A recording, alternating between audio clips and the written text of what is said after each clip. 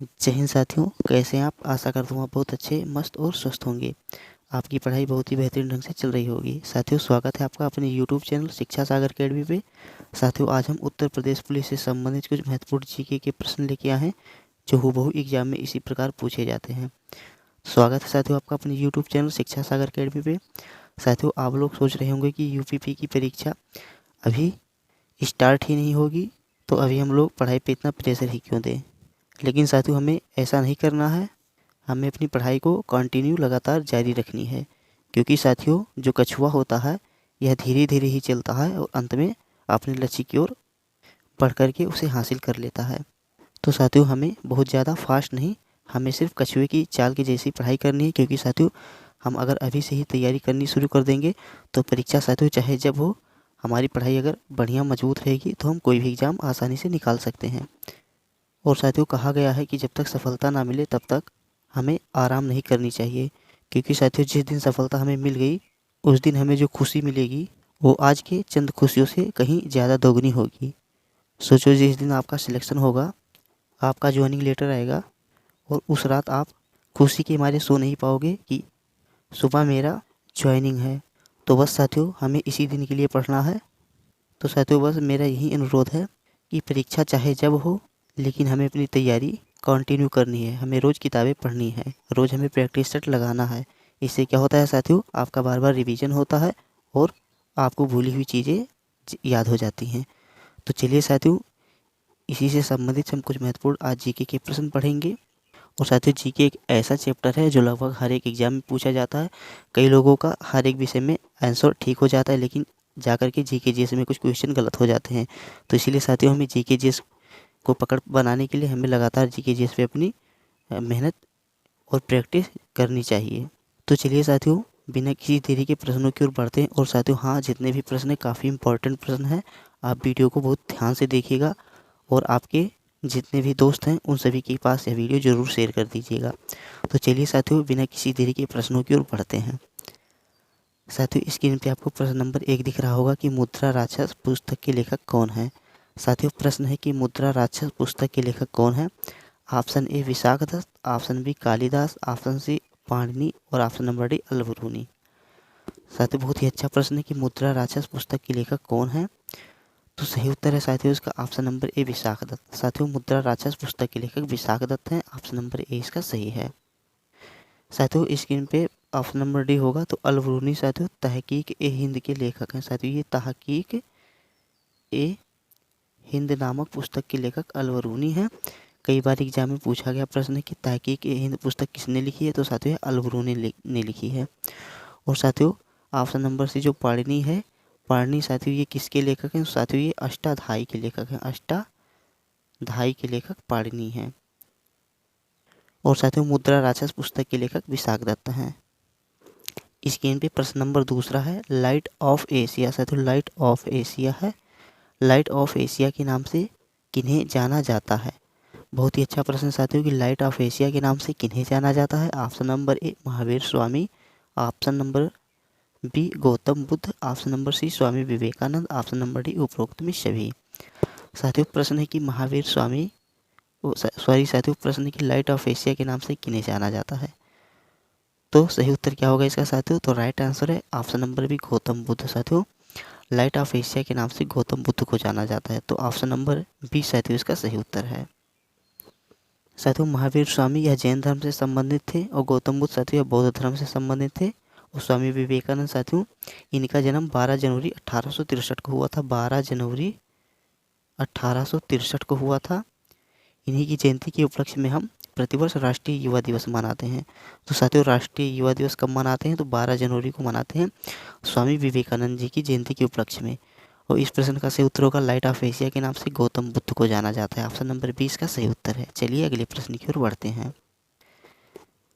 साथियों, स्क्रीन पे प्रश्न नंबर 3 दिख रहा होगा कि जैन धर्म के प्रथम तीर्थंकर कौन थे। बहुत ही अच्छा प्रश्न है साथियों। प्रश्न है कि जैन धर्म के प्रथम तीर्थंकर कौन थे। Option A Rishabhdev, option B Ajitnath, option C Mahavir Swami, option number D Parshvanath.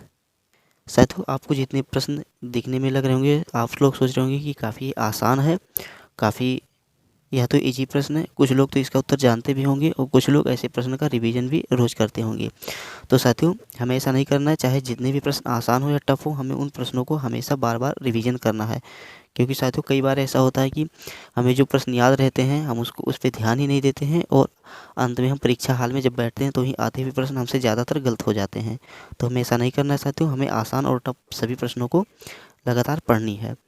क्योंकि साथियों, एग्जाम हॉल में बैठने के बाद हम ज़्यादातर करके जो प्रश्न आते वहीं भूल जाते हैं। तो साथियों, आपके सामने प्रश्न है कि जैन धर्म के प्रथम तीर्थंकर कौन थे? Option A Rishabhdev, option B Ajitnath, option C Mahavir Swami, option number D Parshvanath. तो साथियों, जैन धर्म के प्रथम तीर्थंकर थे ऋषभदेव। ऑप्शन नंबर ए साथियों इसका सही उत्तर है। और साथियों, इन्हें कुछ जैन धर्म का संस्थापक भी माना जाता है, लेकिन जैन धर्म का वास्तविक संस्थापक महावीर स्वामी को ही माना जाता है साथियों। और साथियों, ऋषभदेव को प्रथम तीर्थंकर थे, इनका प्रतीक चिन्ह साथियों सांड था। एग्जाम में आपसे प्रश्न पूछा भी जा सकता है। और साथियों, अजितनाथ है द्वितीय तीर्थंकर थे। कौन थे? तो साथियों सेकंड तीर्थंकर थे जैन धर्म के। और इनका प्रतीक चिन्ह साथियों क्या था? तो हाथी था। कई बार इनके प्रतीक चिन्ह भी पूछे जाते हैं साथियों। और महावीर स्वामी तो साथियों 24वें तीर्थंकर थे। काफ़ी इंपॉर्टेंट है, ये 24वें तीर्थंकर थे। इनका प्रतीक चिन्ह क्या था साथियों? तो इनका प्रतीक चिन्ह सिंह था। और पार्श्वनाथ है स्क्रीन पे साथियों। तो पार्श्वनाथ साथियों ये 23वें तीर्थंकर थे। 23वें तीर्थंकर काफ़ी इंपॉर्टेंट है। 23वें, 24वें और पहले, ये काफ़ी इंपॉर्टेंट साथियों, ये एग्जाम में कई बार पूछे जाते हैं। और साथियों, पार्श्वनाथ का प्रतीक चिन्ह क्या था? तो साथियों इनका प्रतीक चिन्ह सर्प था। तो साथियों, हमने एक प्रश्न से उसके चार ऑप्शनों के उत्तर भी बता दिए और इनके प्रतीक चिन्ह भी बता दिए। तो साथियों, प्रतीक चिन्ह कई बार एग्जाम में जैन धर्म के प्रतीक चिन्ह पूछ लेता है कि जैन धर्म के 23वें तीर्थंकर का प्रतीक चिन्ह क्या था? तो साथियों, 23वें तीर्थंकर का प्रतीक चिन्ह सर्प था। इसी प्रकार एग्जाम में कई बार प्रश्न पूछ लेता है। तो चलिए साथियों, अगले प्रश्न की ओर बढ़ते हैं। प्रश्न नंबर 4 है साथियों, टका किस देश की मुद्रा है? साथियों, मुद्रा से संबंधित आपके एग्जाम में प्रश्न जरूर पूछे जाते हैं। प्रश्न है कि साथियों टका किस देश की मुद्रा है? Option A Bharat, option B चीन, option C Bangladesh, option number D ईरान। साथियों, इस प्रश्न का सही उत्तर है क्या होगा साथियों? टका किस देश की मुद्रा है? भारत, चीन, बांग्लादेश, ईरान। तो साथियों, टका बांग्लादेश की मुद्रा है। टका कहाँ की? साथियों बांग्लादेश की मुद्रा है। ऑप्शन नंबर सी इसका सही है। साथियों, भारत का तो आप लोग जानते होंगे कि भारत का रुपया है। चीन का साथियों अति इम्पोर्टेंट साथियों, चीन की मुद्रा युआन या रेवेनमिया है साथियों, युआन या रेवेनमिया है चीन की मुद्रा साथियों। और ईरान की मुद्रा का नाम साथियों क्या है? ईरान की राजधानी साथियों क्या है? तेहरान है। और इसकी मुद्रा क्या है साथियों? तो इसकी मुद्रा है साथियों दीनार है। ईरान की मुद्रा दीनार है और इसकी राजधानी तेहरान है साथियों। जो ऐसे इसको कैसे याद करते हैं? ईरान की राजधानी तेहरान, मुद्रा दीनार, राजधानी तेहरान, मुद्रा दीनार। तो साथियों, ईरान की राजधानी तेहरान है और इसकी मुद्रा दीनार है। बांग्लादेश की राजधानी साथियों ढाका है और इसकी मुद्रा टका है। चीन की साथियों मुद्रा युआन या रेवेनमिया है। और भारत का तो साथियों रुपया है। तो प्रश्न था साथियों टका किस देश की मुद्रा है? तो ऑप्शन नंबर सी इसका सही उत्तर है, बांग्लादेश की मुद्रा है। चलिए प्रश्न नंबर 5 की ओर बढ़ते हैं। इस सीन में प्रश्न नंबर 5 दिखाई दिया साथियों। अति इम्पोर्टेंट, बहुत ही महत्वपूर्ण प्रश्न है कि देशबंधु के नाम से किन्हें जाना जाता है? साथियों, प्रश्न है कि देशबंधु के नाम से किन्हें जाना जाता है? Option number A Chittaranjan Das, option number B Karpoori Thakur, option number C Gopal Krishna Gokhale और option number D T Prakasam. काफ़ी अच्छा प्रश्न है साथियों कि देशबंधु के नाम से किन्हें जाना जाता है। तो साथियों, देशबंधु के नाम से साथियों किन्हें जाना जाता है? तो चितरंजन दास को जाना जाता है। ऑप्शन नंबर ए साथियों इसका सही उत्तर है कि चितरंजन दास को देशबंधु के नाम से जाना जाता है। साथ ही ये प्रश्न ऑप्शन नंबर बी है साथियों कर्पूरी ठाकुर, तो इन्हें बिहार में जननायक के नाम से जानते हैं। इन्हें हाल ही में साथियों भारत रत्न अवार्ड भी मिला है। और साथियों, ऑप्शन नंबर डी है टी प्रकाशम, तो साथियों टी प्रकाशम को हम आंध्र केसरी के नाम से जानते हैं। टी प्रकाशम को हम साथियों आंध्र केसरी के नाम से भी जानते हैं। और चितरंजन दास को देशबंधु के नाम से जानते हैं। कर्पूरी ठाकुर को साथियों जननायक के नाम से जानते हैं। काफ़ी इंपॉर्टेंट प्रश्न है। कर्पूरी ठाकुर साथियों एग्जाम में पूछा जा सकता है। इन्हें हाल ही में साथियों क्या मिला? तो भारत रत्न अवार्ड मिला है। भारत रत्न अवार्ड मिला, इन्हें साथियों मरणोपरांत मिला है। और साथियों टी प्रकाशम को आंध्र केसरी के नाम से जानते हैं। काफ़ी अच्छा प्रश्न था साथियों कि देशबंधु के नाम से किन्हें जानते हैं, तो चित्तरंजन दास को जानते हैं। और साथ ही साथियों कई बार एग्जाम में पूछ लेता है, जैसे देशबंधु के नाम से हम चित्तरंजन दास को जानते हैं, तो दीनबंधु के नाम से हम किन्हें जानते हैं। तो साथियों दीनबंधु के नाम से साथियों हम सी.एफ. एंड्रूज को साथियों हम दीनबंधु के नाम से जानते हैं। चलिए अगले प्रश्न की ओर बढ़ते हैं। साथियों स्क्रीन पे प्रश्न नंबर 6 दिख रहा होगा कि क्षेत्रफल की दृष्टि से भारत का चौथा, साथियों प्रश्न ध्यान से पढ़िए कि भारत का चौथा सबसे बड़ा राज्य कौन सा है, और क्षेत्रफल की दृष्टि से साथियों पूछा गया है, ना कि जनसंख्या की दृष्टि से। साथियों क्षेत्रफल की दृष्टि से भारत का चौथा सबसे बड़ा राज्य कौन सा है। ऑप्शन ए है Rajasthan, option B Madhya Pradesh, option C Maharashtra, option number D Uttar Pradesh. साथियों क्षेत्रफल की दृष्टि से भारत का चौथा सबसे बड़ा राज्य कौन सा है, तो ऑप्शन नंबर डी साथियों उत्तर प्रदेश है। साथियों इसे याद करने की ट्रिक है, राम महान यूपी के हैं। साथियों राम महान यूपी के हैं, ये याद करने की हमारी ट्रिक है। रा से हो गया साथियों राजस्थान, माँ से हो गया साथियों मध्य प्रदेश, और महान से हो गया साथियों महाराष्ट्र,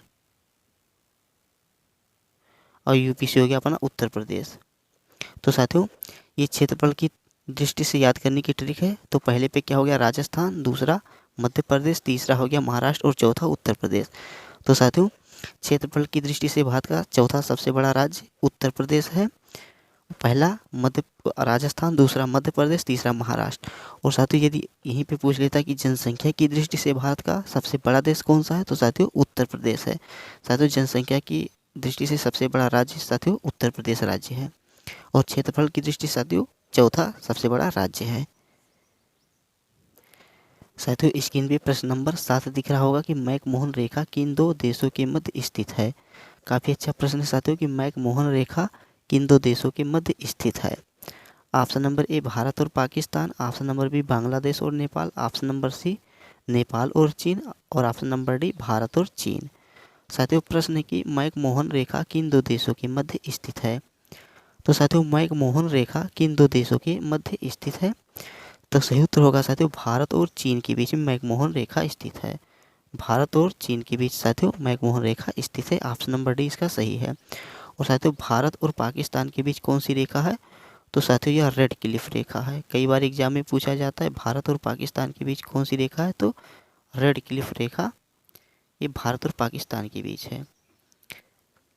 और साथियों मैकमोहन रेखा भारत और चीन के बीच में स्थित है, तो ऑप्शन नंबर डी साथियों इसका सही होगा। मैकमोहन रेखा भारत और चाइना के बीच में स्थित है।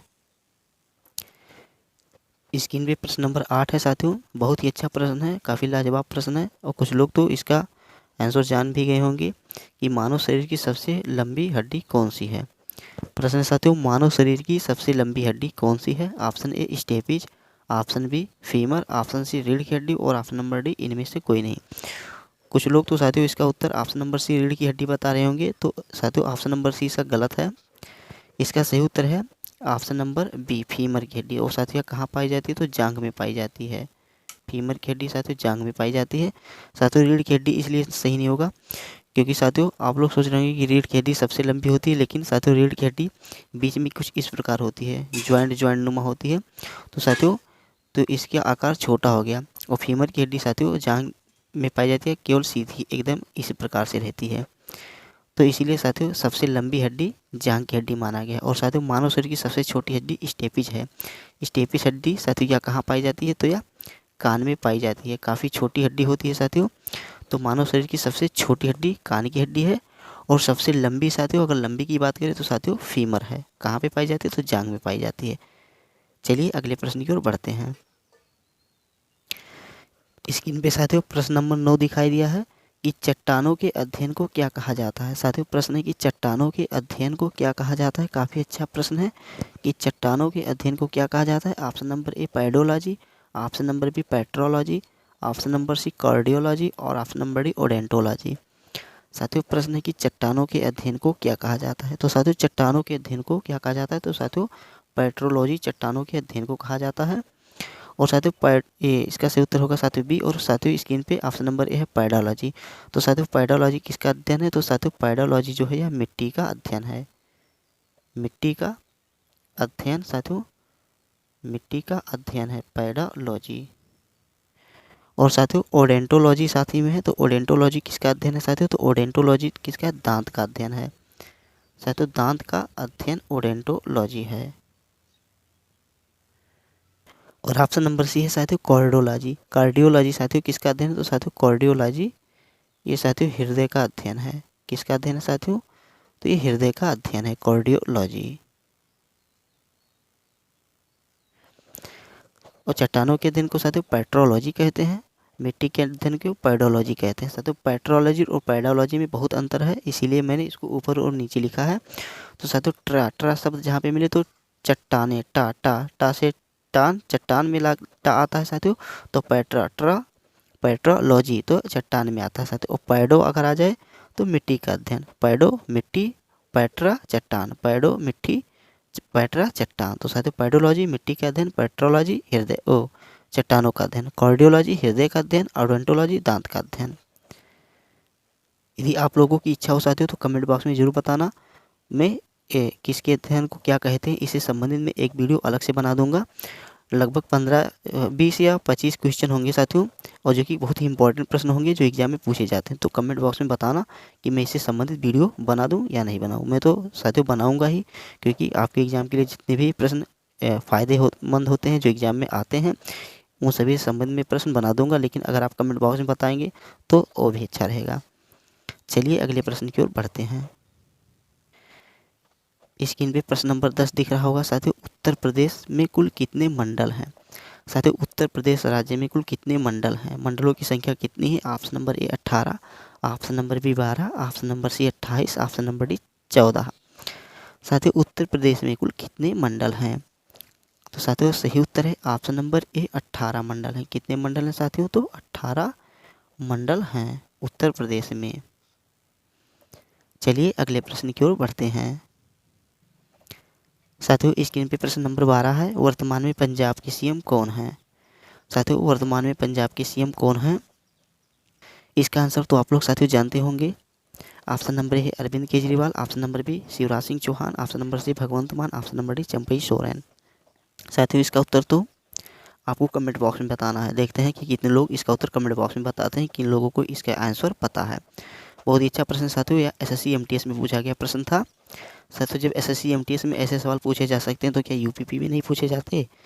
तो साथियों कोई भी सवाल छोटा बड़ा नहीं होता, एग्जाम में सभी सवाल घूम फिर के आ ही जाते हैं। तो वर्तमान में पंजाब की सीएम कौन है?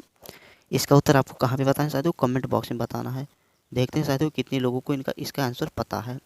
तो इसको आप कमेंट बॉक्स में बताइए कि वर्तमान में पंजाब की सीएम कौन है। चलिए प्रश्न नंबर 13 की ओर बढ़ते हैं। साथियों इसका उत्तर कमेंट बॉक्स में बताना मत भूलिएगा। मैं कमेंट बॉक्स में हमेशा ध्यान देता हूँ कि कितने लोगों ने कौन सा आंसर सही किया है। तो साथियों कमेंट बॉक्स में ज़रूर बताना। ये रहा प्रश्न नंबर 13 साथियों, काफ़ी लाजवाब प्रश्न है, बहुत ही बढ़िया प्रश्न है साथियों कि उत्तर प्रदेश के किस स्थान को नवाबों की नगरी, साथियों नवाबों की नगरी के नाम से जाना जाता है। तो बहुत ही अच्छा प्रश्न साथियों, कुछ लोग तो इसका आंसर जान ही गए होंगे। तो option A Lucknow, option B Prayagraj, option number C Kanpur और ऑप्शन नंबर डी अयोध्या। तो साथियों उत्तर प्रदेश के किस स्थान को नवाबों की नगरी के नाम से जानते हैं? ऑप्शन नंबर ए साथियों लखनऊ। लखनऊ को साथियों नवाबों की नगरी कहा जाता है। ऑप्शन नंबर ए साथियों इसका सही उत्तर है, नवाबों की नगरी के नाम से लखनऊ को जानते हैं। ये रहा साथियों प्रश्न नंबर 14। उत्तर प्रदेश पुलिस के कितने रेंज है? साथियों उत्तर प्रदेश पुलिस जो आप सभी का ड्रीम है साथियों, आप सभी का जो ड्रीम है उत्तर प्रदेश पुलिस, इसके कुल कितने रेंज होते हैं? काफ़ी अच्छा प्रश्न साथियों कि उत्तर प्रदेश पुलिस के कुल कितने रेंज होते हैं। Option A 10, option B 20, option number C 45 और ऑप्शन नंबर डी 18। साथियों प्रश्न है कि उत्तर प्रदेश पुलिस के कुल कितने रेंज हैं? तो साथियों इसका सही उत्तर क्या होगा? तो ऑप्शन नंबर डी इसका सही है साथियों, उत्तर प्रदेश में कुल 18 रेंज हैं। उत्तर प्रदेश पुलिस के कुल 18 रेंज हैं। तो ऑप्शन नंबर डी साथियों इसका सही उत्तर होगा। उत्तर प्रदेश पुलिस साथियों जो आप सभी का ड्रीम है, कमेंट बॉक्स में यह बताना कि कितने साथी ऐसे हैं कि जिन लोग अब की बार मेहनत करके यूपीपी की वर्दी पहन के आएंगे। साथियों कमेंट बॉक्स में जरूर बताना कि अब की बार वर्दी हासिल करने के लिए साथियों जी तोड़ मेहनत करनी पड़ेगी। तो साथियों कमेंट बॉक्स में ज़रूर बताना कि आप में से कितने साथी ऐसे हैं जो लगातार कंटिन्यू मेहनत करते हैं यूपीपी की टीम के लिए। साथियों जितनी भी मेहनत आज आप कर रहे हैं, जिस दिन आपको ये वर्दी जब मिल जाएगी तो ये सारी मेहनत आपको भूल जाएंगी। क्योंकि साथियों जो मेहनत, जिस लक्ष्य के लिए आप मेहनत करते हैं और वो हमें अंत में जब मिल जाती है साथियों, तो हमने अभी तक कितने कष्ट सहे हैं, कुछ भी सहे हैं साथियों, ये सब हम लोग अंत में, कई लोग साथियों नहीं भूलते, लेकिन ये सब हम भूल जाते हैं। और जब जिसके लिए हम जी जान से मेहनत करते हैं साथियों, अंत में जो हमें मिल जाता है तो उस दिन हमें बहुत ही खुशी होती है। तो साथियों कमेंट बॉक्स में ज़रूर बताना कि कितने लोग अब की बार यूपीपी की वर्दी हासिल करके रहेंगे। और साथियों इसे हासिल करने के लिए आपको लगातार मेहनत करनी पड़ेगी, कंटिन्यू पढ़ाई करनी पड़ेगी। तो उत्तर प्रदेश पुलिस के कितने रेंज है साथियों? 18 रेंज है। चलिए अगले प्रश्न की ओर बढ़ते हैं। स्क्रीन पे प्रश्न नंबर 15 है साथियों, उत्तर प्रदेश पुलिस का मुख्यालय कहाँ पर स्थित है? बहुत ही अच्छा प्रश्न साथियों। उत्तर प्रदेश पुलिस का मुख्यालय कहाँ पर स्थित है? प्रयागराज, लखनऊ, वाराणसी, कानपुर। इसका भी उत्तर आपको कमेंट बॉक्स में बताना है साथियों। चलिए इसका उत्तर भी आपको कमेंट बॉक्स में बताना है कि उत्तर प्रदेश पुलिस का मुख्यालय कहाँ पर है। अगर आप नहीं जानेंगे तो आप कमेंट बॉक्स में कमेंट कीजिएगा कि मुझे इसका उत्तर नहीं पता है, तो मैं कमेंट बॉक्स में बता दूंगा। लेकिन हाँ साथियों आपको भी बताना ज़रूर है कि उत्तर प्रदेश पुलिस का मुख्यालय कहाँ पर स्थित है। कमेंट बॉक्स में बताना मत भूलिएगा साथियों, इसका उत्तर आपको जरूर कमेंट बॉक्स में बताना है। चलिए प्रश्न नंबर 16 की ओर बढ़ते हैं। साथियों प्रश्न नंबर 16 है, उत्तर प्रदेश का राजकीय पुष्प कौन सा है? काफ़ी अच्छा प्रश्न है कि उत्तर प्रदेश का राजकीय पुष्प कौन सा है।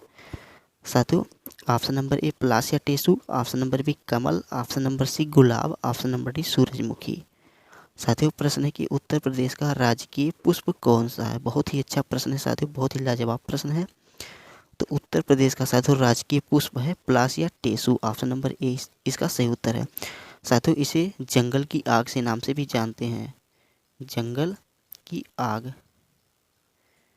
साथियों इसका एक नाम और भी है, जंगल की आग के नाम से भी इसे जाना जाता है। तो उत्तर प्रदेश का राजकीय पुष्प कौन सा है? तो साथियों पलाश या टेसू है, इसे जंगल की आग के नाम से भी जानते हैं। बहुत ही बढ़िया प्रश्न था साथियों। चलिए प्रश्न नंबर 17 की ओर बढ़ते हैं। प्रश्न नंबर 17 है साथियों, ये रहा बढ़िया प्रश्न कि राष्ट्रपति की नियुक्ति कौन करता है? साथियों राष्ट्रपति की नियुक्ति कौन करता है? प्रश्न है राष्ट्रपति की नियुक्ति कौन करता है? ऑप्शन ए प्रधानमंत्री, ऑप्शन बी राज्यपाल, ऑप्शन नंबर सी मुख्य न्यायाधीश और ऑप्शन नंबर डी मुख्यमंत्री। साथियों राष्ट्रपति की नियुक्ति कौन करता है? बहुत ही बढ़िया प्रश्न साथियों कि राष्ट्रपति की नियुक्ति कौन करता है? प्रधानमंत्री, राज्यपाल, मुख्य न्यायाधीश या मुख्यमंत्री। तो साथियों राष्ट्रपति की नियुक्ति भारत का मुख्य न्यायाधीश करता है। तो ऑप्शन नंबर सी इसका सही उत्तर है साथियों। राष्ट्रपति की नियुक्ति साथियों मुख्य न्यायाधीश करता है। ऑप्शन नंबर सी इसका सही उत्तर है।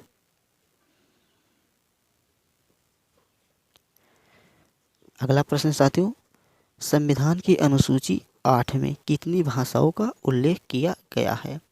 बहुत ही बढ़िया प्रश्न है साथियों। अनुसूची 8 में कुल कितनी भाषाओं का उल्लेख किया गया है? 15 भाषा, 22 भाषा, 11 भाषा, 16 भाषा।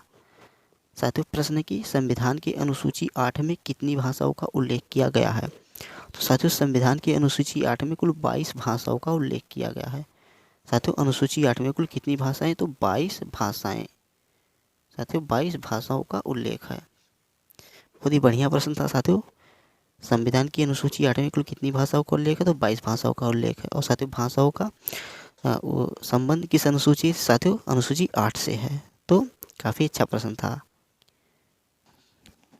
प्रश्न नंबर 19 है साथियों, उत्तर प्रदेश में पेठा और दालमोठ किस स्थान का लोकप्रिय व्यंजन है? साथियों बहुत ही बढ़िया प्रश्न है कि उत्तर प्रदेश में पेठा और दालमोठ किस स्थान का लोकप्रिय व्यंजन है? Option A Ayodhya, option B Basti, option C Agra और ऑप्शन नंबर डी गोंडा। साथियों उत्तर प्रदेश में पेठा और दालमोठ जो नमकीन होती है साथियों, यह किस स्थान का लोकप्रिय व्यंजन है? तो साथियों दालमोठ और पेठे के लिए साथियों कौन सा स्थान प्रसिद्ध है? तो आगरा। साथियों ऑप्शन नंबर सी इसका सही उत्तर है। साथियों आगरा है। ऑप्शन नंबर सी साथियों राइट आंसर है कि पेठा और दालमोठ आगरा के लिए फेमस है। प्रश्न नंबर 20 रहा साथियों, बहुत ही बढ़िया प्रश्न साथियों। ऑप्शन देख के तो साथियों मुंह में पानी आ रहा होगा आप लोगों के। जलेबी, रसगुल्ला, पेठा और छेना। ये साथियों आप ऑप्शन देखते ही किन लोगों के मुंह में पानी आ गया या कमेंट बॉक्स में बताइए। साथियों मेरे मुंह में तो पानी आ ही गया कि उत्तर प्रदेश राज्य की प्रसिद्ध मिठाई कौन सी है? प्रश्न है कि उत्तर प्रदेश राज्य की प्रसिद्ध मिठाई है? जलेबी, रसगुल्ला, पेठा, छेना। साथियों इन 4 ऑप्शन में से आपका कौन सा फेवरेट मिठाई है, या कमेंट बॉक्स में बताना कि आप लोगों को इन चारों में से कौन सा मिठाई अच्छा लगता है। उत्तर प्रदेश की राज्य की प्रसिद्ध मिठाई है। साथियों एग्जैक्ट आंसर तो मुझे नहीं पता है, लेकिन राइट आंसर इसका जलेबी ही है। यह आप एक बार जरूर देख लीजिएगा कि उत्तर प्रदेश राज्य की मिठाई कौन सी है। तो ऑप्शन नंबर ए साथियों जलेबी है। यह आंसर एक बार आप लोग जरूर देख लीजिएगा कि उत्तर प्रदेश राज्य की प्रसिद्ध मिठाई कौन सी है। चलिए साथियों अगले प्रश्न की ओर बढ़ते हैं। साथियों प्रश्न नंबर 21 है, भारत के किस राज्य को चीनी का कटोरा कहा जाता है? साथियों प्रश्न है कि भारत के किस राज्य को चीनी का कटोरा कहा जाता है? Option A Punjab, option B Maharashtra, option C Rajasthan, option number D Uttar Pradesh. साथियों भारत के किस राज्य को चीनी का कटोरा कहा जाता है? तो साथियों चीनी का कटोरा उत्तर प्रदेश राज्य को कहा जाता है। ऑप्शन नंबर डी इसका सही उत्तर है। साथियों भारत के किस राज्य को चीनी का कटोरा कहते हैं? तो उत्तर प्रदेश को कहते हैं चीनी का कटोरा। तो ऑप्शन नंबर डी साथियों इसका सही उत्तर है। उत्तर प्रदेश राज्य को चीनी का कटोरा कहा जाता है। साथियों प्रश्न नंबर 22 है कि इत्र के नगरी के नाम से किस स्थान को जाना जाता है? साथियों इत्र की नगरी के नाम से किस नगरी को जाना जाता है? Option A Agra, option B Kannauj, option C Shimla, option number D Kerala. प्रश्न साथियों इत्र की नगरी के नाम से किस स्थान को जाना जाता है? आगरा, कन्नौज, शिमला, केरल। तो साथियों इत्र की नगरी के नाम से कन्नौज को जाना जाता है। ऑप्शन नंबर बी इसका सही उत्तर है। इत्र की नगरी साथियों कन्नौज को कहा जाता है। ऑप्शन नंबर बी साथियों इसका सही उत्तर है। बस साथियों प्रश्न यहीं तक थे। आशा करता हूँ आपको वीडियो अच्छा लगा होगा। साथियों अगर वीडियो अच्छा लगा है तो प्लीज़ आप चैनल को सब्सक्राइब कर लीजिए। साथ ही अगर आप चैनल पर नए हैं तो साथियों प्लीज़ आप चैनल को सब्सक्राइब कर लीजिए साथियों। और हाँ इस वीडियो का लिंक अपने दोस्तों के साथ शेयर करना मत भूलिएगा। भले ही साथियों अगर आप हमारा चैनल ना सब्सक्राइब करें, लेकिन इसे अपने दोस्तों के पास ज़रूर शेयर कर दीजिए, क्योंकि साथियों किसी का भला करने से हमारा भी भला होता है। तो साथियों यह वीडियो अपने दोस्तों के पास जरूर भेज दीजिएगा। और वीडियो अगर ज़रा सा भी अच्छा लगा साथियों तो प्लीज़ वीडियो को लाइक कर दीजिएगा। और साथियों अगर वीडियो में हमसे कहीं पे कोई गलती हुई हो, किसी प्रश्न में हमसे कहीं पे कोई गलत उसका उत्तर बता दिया हो, वैसे तो साथियों मैंने किसी का उत्तर गलत नहीं बताया, तो साथियों मुझे अपना छोटा भाई समझ के माफ़ कर दीजिएगा अगर हमसे प्रश्न में कहीं पे कोई गलती हुई होगी। तो आशा करता हूँ साथियों आपको वीडियो अच्छा लगा होगा। साथियों आप चैनल सब्सक्राइब करें या ना करें, लेकिन प्लीज़ आप चैनल के लिए इस वीडियो को साथियों अपने दोस्तों के पास ज़रूर शेयर कर दीजिए। और वीडियो को साथियों लाइक करना भी मत भूलिएगा। तो चलिए साथियों, और हाँ कमेंट बॉक्स में ये भी बताना कि अगला वीडियो किस टॉपिक से लेकर के आऊँ साथियों, जो आपके एग्ज़ाम के लिए काफ़ी हेल्पफुल हो। तो कमेंट बॉक्स में आप ज़रूर बताइएगा। बाकी तो मैं वीडियो लाता रहता हूँ जो आपके एग्ज़ाम के लिए काफ़ी महत्वपूर्ण होते हैं। तो प्लीज़ साथियों वीडियो को शेयर करना मत भूलिएगा। चलिए मिलते हैं किसी अगले वीडियो में किसी अच्छी टॉपिक के साथ, बेहतर से बेहतर कंटेंट के साथ, अच्छी अच्छी जानकारी के साथ। तब तक के लिए जय हिंद, जय भारत, वंदे मातरम।